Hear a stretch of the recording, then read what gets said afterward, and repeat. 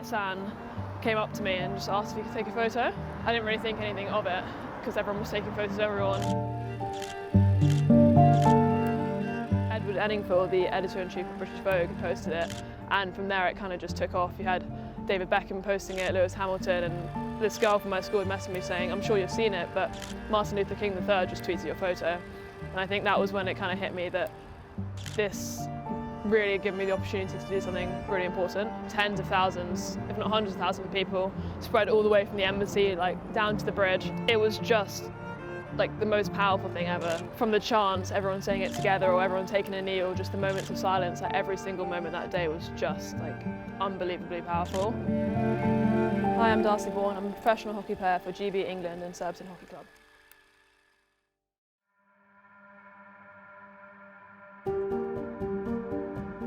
Yeah, so the picture was taken in Vauxhall, right around the corner from where we are today, which is weird to be back. I was probably the kid who joked around, and when people made potentially discriminative comments, I would just laugh it off. The person I've transitioned into today is quite different from that teenager. So I went to that protest because I felt so strongly about everything I'd seen that summer.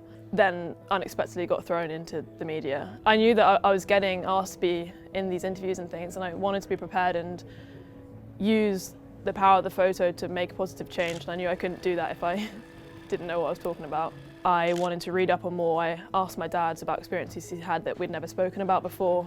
Having that open dialogue, I think, built our relationship, but also gave me a greater understanding of what it's like not just to be a mixed race girl in the UK, but also a black man in the UK.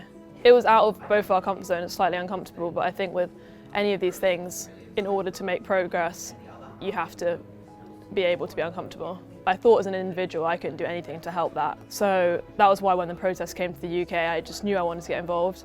I wasn't expecting to have any sort of impact. I just wanted to be a number in the masses and be a part of the movement. That one photo from that first protest I went to ended up changing that perspective hugely. And from there I was thrown into interviews and on the radio, TV, podcasts. I think the first one was BBC Radio, BBC Sport or something, and I was actually I was working at Waitrose at the time. I was in my lunch break in my car and it was 35 degrees and I was so nervous, got no sleep, and it was terrible. Honestly, if you're nervous about it, it couldn't have gone worse than how I started. I got on and the first thing I said was "Hi Darcy" instead of "Hi, I'm Darcy," and the only way was up from there. And I think that could have obviously put me off and made me never want to do an interview again. I remember getting off it, and even though my friends were laughing at me for having said that, in general the amount of positive feedback I got was incredible, and I think you've got to focus on that. I remember at first I would hate looking at the camera or seeing the photos after, but it's something you get used to. But I think every time in my head, every time there's an interview release or something, if that inspires one girl who previously wouldn't have started hockey or sport because of the colour of their skin to do it, then that's what I'm thinking about. And from my experiences of messages and interactions with people, it does have that impact. But it was the stories from regular people that really stuck with me. There was this one lady, I think she was from Minnesota, and she said, "Look, I saw your photo and it made me stop and think and realise that I've been racist, and I'm gonna try and be better to my friends and my colleagues who I don't think I've done them justice. So thank you, and keep going." That was probably one of the most moving messages I've got in the last 3 years, and it's things like that that kind of inspire me to keep going.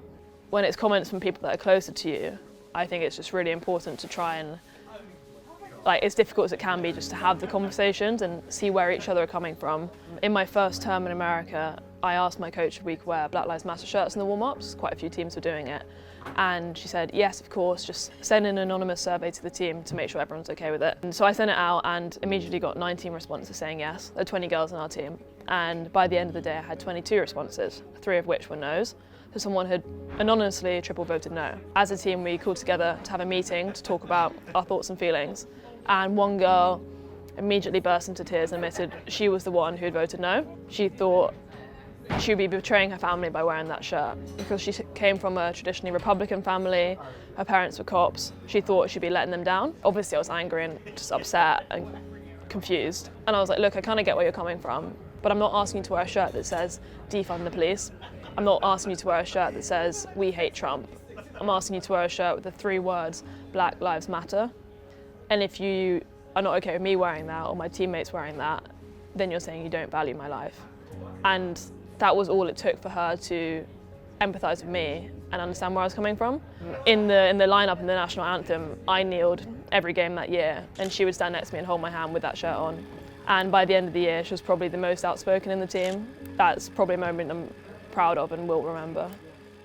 A lot of athletes, especially like in my situation where we're young in our careers, hold back from speaking up on these issues. One, because the fear of backlash, but also feeling like our voices are insignificant if we haven't got medals behind us.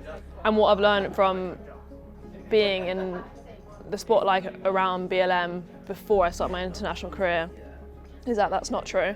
And you can still be a role model, whether that is to people at your local club or to like the whole country.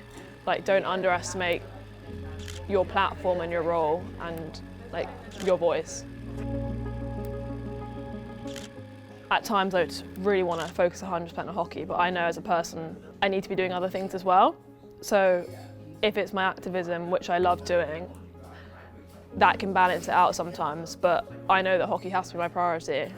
And while I was in America, the captain of UNC hockey team, which were like our arch enemies, she came up to me and she was like, I think we can do something really powerful together. She was their first black captain and I think their only black player on the team.